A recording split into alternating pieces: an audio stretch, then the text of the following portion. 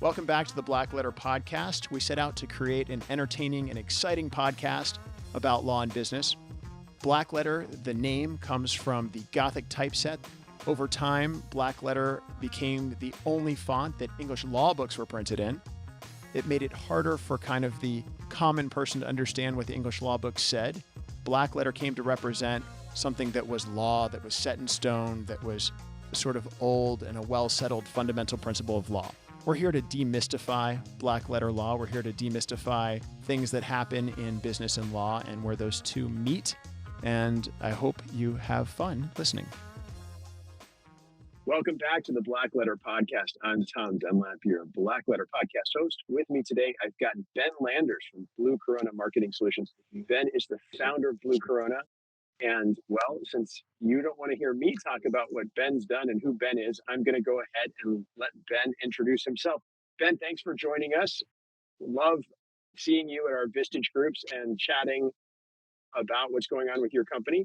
Can you kind of give the listeners a quick Ben Landers background and founder and how you founded it and a little history of that, because our listeners are out there and they're like, hey, I'm starting my own business or I have a business and I'd like to hear what other founders have gone through and who they are. Yeah, sure, of course. Well, I'm the founder of Blue Corona, and we're a digital marketing company. Our sort of niche or specialty are home services companies. So we help home service companies grow, and we do that by increasing their sales, helping them reduce marketing waste, reduce costs, and really differentiate their brands online. That's our sort of core business. Company was started in 2008, and I had sort of a unique adventure to get here. Started my career in tech, worked at hotjobs.com, and that was kind of at the tail end of the .com bust. But I didn't know that. I was right out of college. I thought, the world has changed. It's all about the .com, and I'm in at the ground level, and things didn't quite work out that way. And then I made an interesting career move where I went to WorldCom. And for those of you listening that are over, probably 35, know what happened to WorldCom, somewhat similar to Enron. And, I was in a business development sales capacity there. So I had nothing to do with, the financial, No, I was not in any way responsible for WorldCom. So if you were a shareholder and lost all your money, don't call Ben. Yeah. I was making sales. I was helping increase, shareholder value. Home services, by the way, what kind of businesses are they and who are some of maybe your clients? When we started the company, we were not industry focused. We were basically, if we could understand the business, if we could see that client as a future case study, using what we do, digital marketing, to help them grow, if we could see that being a fit, we would work with them. So we had tech companies, law firms, medical, both retail as well as like Adventist Healthcare, Carolinas Healthcare, these big healthcare systems. And then we would have what we call home services companies, which would be roofer, plumber, HVAC, electrician, anyone that's working on your home. And then there's, of course, need-based home services, which would be like a roofer. If you have a leak in your roof, it's kind of a need. You don't really get to choose, are you going to fix that or not? Versus a remodel. Right. I'm dreaming of a new kitchen. It's not something that might take a year, of planning and thinking about. And so those types of businesses are marketed, obviously, very differently. And we can do both. But pretty early on, we did an analysis of our customer base. And, this leads to sort of a tip for all business owners is, once you get the business to a particular size, looking at your treasure trove of data, looking at your customer base and kind of saying, is there any sort of relationship, a disproportionate kind of an 80-20 where, wow, these, 30% of our customers are 90% of our gross profit. Then what's similar about those businesses? Oh, wow, they're all need-based home services. And so maybe we ought to narrow our targeting. And so to go back, though, my career path, I worked for these big companies, publicly traded companies. I thought I was going to be kind of a big company career guy, big company career. And then when WorldCom went bust, I kind of was like, geez, you can work for these huge companies where you think there's so much career stability and financial stability, and have, Hot Jobs was sold, and then WorldCom went bust. And so I took what I thought was going to be a brief adventure into the small business world, where you're working for the owner of the company. And it turned out that I really loved that from the standpoint of the impact. At WorldCom, if you had some idea, they had 120,000 employees.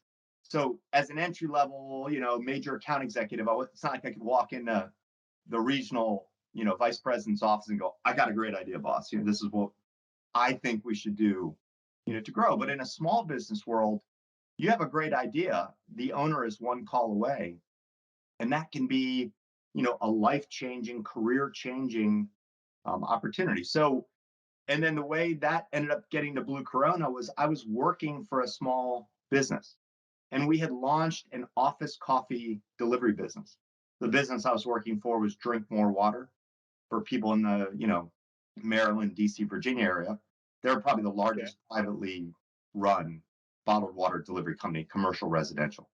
And so the idea was, well, we already are in, 7,000 offices delivering water. What else could we deliver, right? So we'll deliver coffee.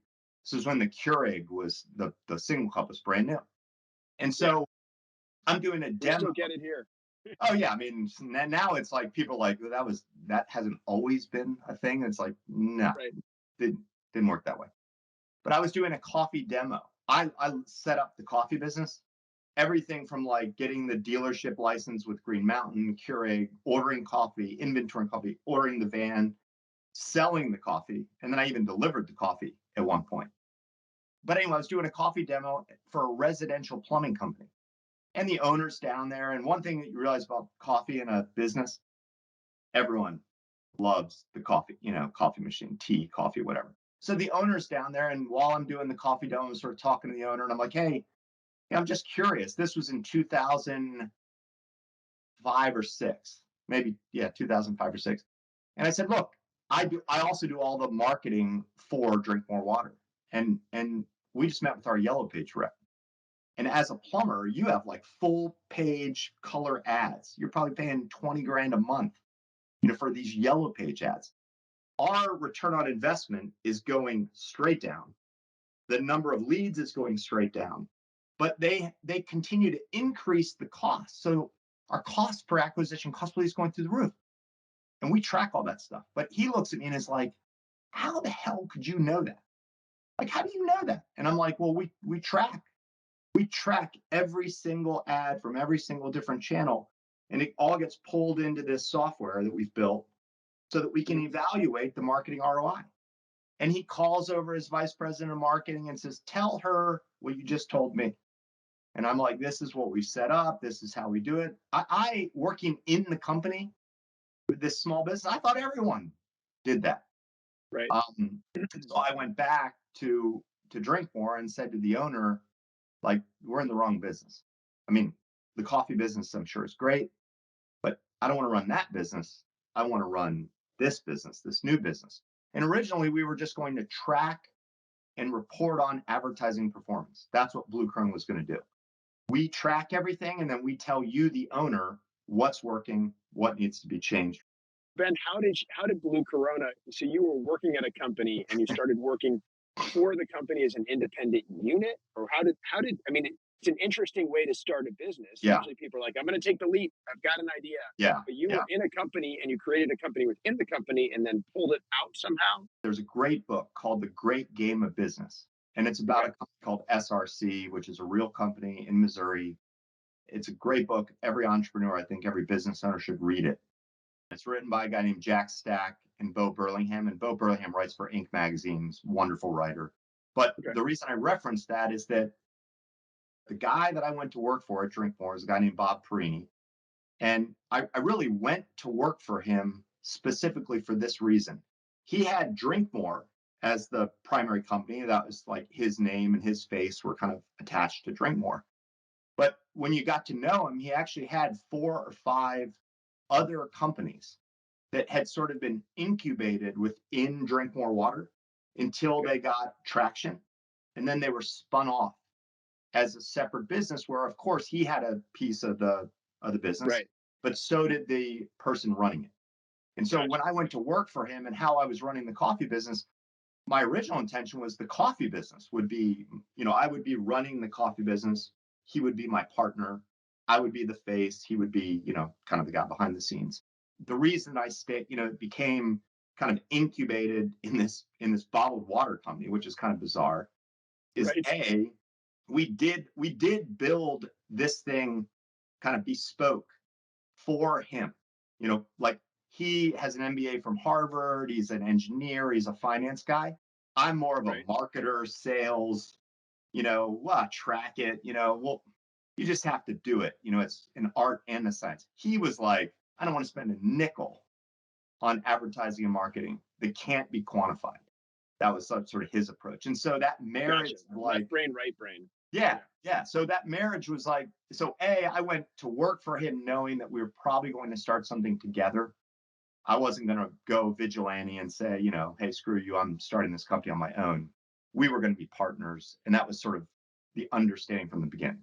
This green drink more water company was an incubator for multiple, like a private incubator for multiple companies. That's pretty rare and pretty hard to find. But it sounds, Ben, like you encountered a business situation within the context of a different business where you saw a solution because of what you did.